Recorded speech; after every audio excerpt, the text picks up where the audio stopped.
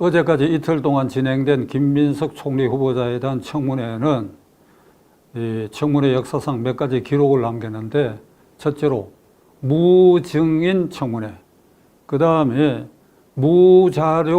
자료도 한 건도 청구한 것이 제출되지 않은 무자료 청문회라는 기록을 남기고, 이제 본회의에 인준 표결 절차를 남겨놓은 상태인데, 저는 지난주일에 김민석 후보에 대해서 이런 견해를 밝혔습니다. 다른 모든 걸 다 제쳐두고 그는 정치자금법 위반으로 2차례에 걸쳐서 한 차례는 구속돼 가지고 대법원까지 확정 판결을 받았다, 2건이.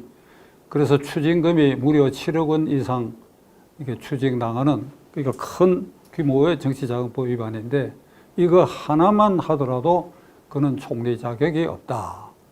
100만 공무원의 어떻든 형식적이지만은 대통령 지휘권을 갖고 있는 아래 총리이긴 해도 그래도 100만 공무원의 자존심을 훼손하는 일이다. 그러나 이재명 대통령 아래서 끝까지 정치자금법 위반 전과 그것이 문제되겠느냐? 결국 밀고 갈 것이다. 그런데 일단 청문회가 열려가 약간의 관심을 가졌는데, 거기에 두드러지게 나타난 말이 아주 오락가락하고 그래요. 그 얘기를 듣고 나면 제가 제 입으로 시청자 여러분들에게 말씀드리기가 민망할 정도예요. 제 귀를 이게 물로 씻고 싶은 심정입니다. 그런데 그 중에서 특별히 기억할 것은 금년도 예산 규모가 어느 정도냐 하는 것에 대해서 답변을 못했습니다. 그 다음에 초미의 관심사, 국가 부채가 GDP 대비 어느 정도냐 하는 데 대해서도 우물쭈물하다가 한 20-30% 되는가? 그건 민심이 그 순간에 민심의 주먹이 따귀를 때릴 만한 그런 순간이었어요. 지금 49%에서 50% 직전에까지 와 있어요. 이제 인기 영합적인 돈을 풀기 시작하면 금세 50%가 넘어가게 될 것입니다.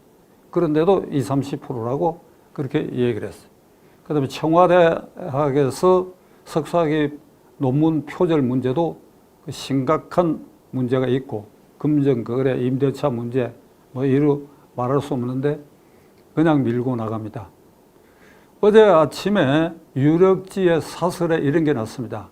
모든 것을 장악한 집권 여당이 이렇게 거칠고 거세게 나오느냐? 그게 무슨 내용인가 했더니, 김민석 후보에 대해서 재산관계 변동의 허위 사실을 적시했기 때문에 이를 시민단체에서 누군가가 고발을 한 것 같아요. 그랬더니 서울중앙지검이 그 고발 사건을 형사부에 배정을 했다. 이걸 두고 정청래 등 강경파가 뭐라고 얘기하는 거니까, 검찰은 지금 장례식 준비를 하고 있는데 이따위 짓을 하고 있다. 김민석 총리를 회방하려고 하는 것이냐. 그 사설이 말하기를, 고발장이 접수되면 일단 고발장을 그냥 접수 창구에 묵혀둘 수 없는 것이다. 그러니 이것을 절차에 따라서 사건을 배당하면, 그래서 비로소 담당 검사가 결정된 이런 단계인데, 지금 검찰이 주눅이 들러가지고 접수했다고 해서 오늘 내일 불러가지고 고발인 조사를 하고 피고발인 김민석을 조사할 것 같습니까? 그런데도 볼 때처럼 들고 일어나가지고 검찰은 이제 문 닫게 생겼는데 이따위 망동을 하느냐, 총리 지명을 회방하려고 하느냐, 이렇게 나오니까 그 사설이 이렇게 거칠고 무섭게 나오느냐. 이건 국민을 협박하는 것이 동시에 직접적으로는 107명 국회의원인 국민의힘당 의원들을 직접적으로 포격하는 것이, 꼼짝하지 마라, 까불지 마라, 이런 신호를 거침없이 내뱉고 있습니다. 지난 주말에는 이재명 대통령이 국민의힘당 송 원내대표와 김 비상대책위원장을 불러가 오찬 회동을 했다. 그런데 그건 회동이 아니라 불려갔지요. 또 부르면 갈만 하지요. 가야지요. 가서 할 말은 해야지요. 그래가 무슨 할 말을 한 것 같은데, 예를 들면 국회 부서위원장 자리가 이번에 비게 되면 그거는 관례에 따라서 야당 몫이 아니냐. 그거는 국회에서 알아서 하라. 그 다음에 김민석 후보는 이런저런 흠이 많으니까 지명 철회를 해야 될 거 아니냐. 그러나 그 정도 일을 가지고 지명 철회할 사안이 아니다. 이렇게 가이드라인을 딱 정해줘 버렸어. 그러니까 그 오찬자리라고 하는 것이 그러니까 강박하는 이게 공포의 분위기가 조성된 그 호구에 들어갔다 나오는 것입니다. 자, 국민의힘당이 지금 주저항선이 완전히 무너졌어요. 6월 3일 대통령 선거를 계기로 해가지고 국민의힘당 주저항선, 국민의힘당에 원내대표가 있고 비상대책위원이 있고 이런 것 같은데 뭐를 어떻게 해야 하는지 목소리도 없고 민심의 주목도 전혀 못 받고 있다. 어제가 6.25 전쟁 발발 꼭 75주년이 되는 날입니다. 그 일요일이었었는데 일요일 아침 4시를 기해서 180마일 38도 선상에서 북한군이 일제히 밀고 내려왔는데 서울을 조기에 점령하기 위해서 서부전선에 많은 병력을 집중했습니다. 그 당시 북한군은 230대 탱크를 앞세운데 한국군은 탱크도 한 대가 없었습니다. 6월 24일 용산에서 육군회관의 준공식이 있어가지고 거기에 총참모장 이하 참모들과 10개 전방사단의 사단장들이 거기에 술 댄스 파티를 자정까지 하고 모두 아주 얼큰이 취해가지고 귀가한 지 4시간 만에 전선이 뚫리는 이 기습 공격이 개시됐는데 그날이 일요일이기 때문에 그 전날 전방사단에서도 상당한 병력이 휴가를 나간 그런 상태입니다. 그러니까 전선을 지킬 수도 없고 뚫릴 수밖에 없었어요. 확 뚫려버렸어요. 그런데도 서부전선에 거기 사단사령부가 어디로 갔는지 하루 사이에 흔적도 없어졌는데 그래도 그 가운데 일부 병력이 게릴라전을 통해 가지고 북한의 탱크를 6탄으로 막아내고 해서 서울 점령까지 사흘의 시간 여유를 벌어주는 사이에 한수 이남 수원에서 재정비할 시간 그리고 유엔군 파견의 시간을 벌은 것은 오로지 이 게릴라전 때문이었다. 제가 이 말씀을 새삼스럽게 드리는 것은 국민의힘당이 원내 그래도 제1야당이고 107석의 3분의 1이 넘는 의석을 가진 정당인데 이제 주저항선은 6.25 전쟁에 비하면 완전히 무너졌어. 지휘부가 어디 있는지도 모르고 그렇다. 그러나 게릴라전을 하기 위한 이게 기본이 되는 병력은 있다. 그게 뭐냐면 107명의 국회의원들. 이 국회의원들이 전면적으로 나서서 각자가 게릴라전을 펴야 할 그런 순간이다. 그 게릴라전은 어떤 형태로 전개돼야 하느냐? 총 대신 말과 입, 발로 싸우는 것입니다. 107명 의원이 전부 흩어져 가지고 각자의 입장에서 1. SNS를 최대로 이용해야 된다. 그리고 유튜브에 전면적으로 출연해 가지고 할 말을 하고 이 정권 비판할 게 있으면 비판을 하는 그런 강한 모습을 보여야 된다. 그리고 지역구 의원들은 지역구에 돌아가서 곳곳에서 집회를 열어가지고 이러한 일이 왜 무도한 일인지 하는 것에 대해서 국민들을 설득하고 그리고 프랑카드를 붙여라. 프랑카드를. 민주당은 선거 막바지에 계엄 정권, 내란 종식 이걸로 재미를 본 사람들이 중앙당의 분기별로 선거관리위원회에서 지급되는 국고금이 상당수 있을 것입니다. 그거 넣었다 서로 갈라먹고 있나? 그런 걸 써야지 지금.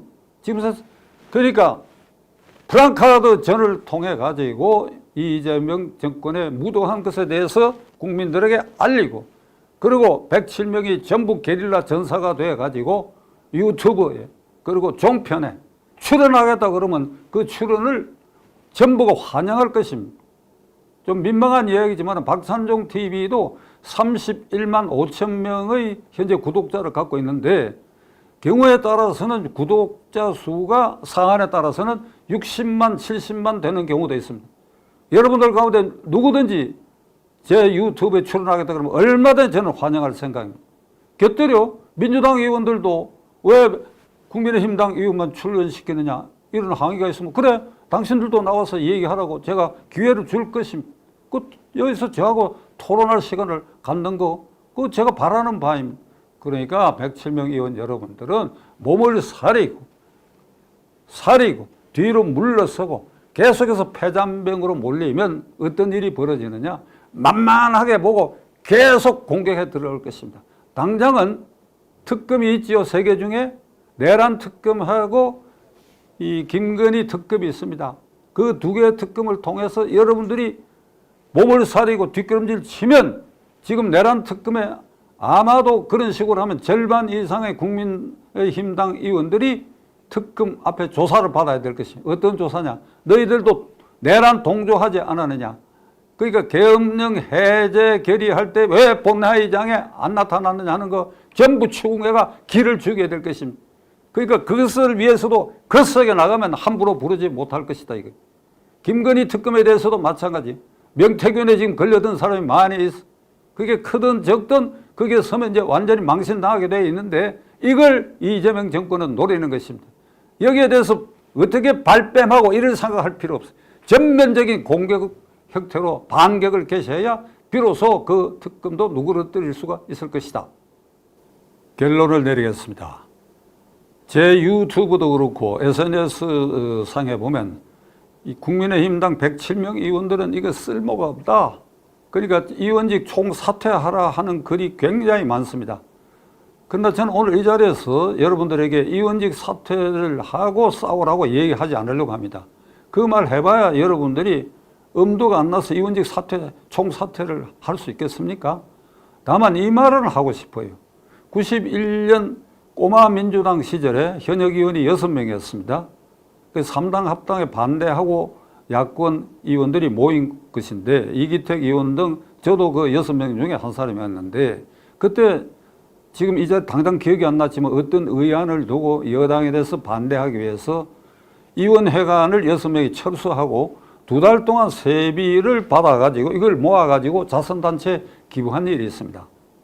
이 전례에 비추어 봐서 국민의힘당 의원 여러분들이 게릴라전도 펴지 않고 몸살이고 그래서 계속 두들겨 맞고 그러면서도 세비를 받고 그 다음에 정치자금도 계속 빨아들이고 이 노릇을 계속할 것입니까? 그러니까 한시적이라도 지금부터 몇 달 동안은 세비를 받아가지고 그걸 유용한 데 쓰는 방법이 있거나 아니면 세비를 거부해라. 그리고 한 단계 더 나아가서 더 센 방법은 의원회관도 철수할 필요가 있다. 지금 국회에 나가봐야 무슨 소용이 있느냐. 장외에서 싸울 수밖에 없다. 이런 말씀을 드리고 국민의힘당 의원 여러분들에게 힘을 내라는 뜻에서 한마디 붙이겠습니다. 선거, 대통령 선거, 국회의원 총선거, 지방의원 선거, 그것은 선거일 하루의 여론조사다. 선거일 하루의 여론조사다.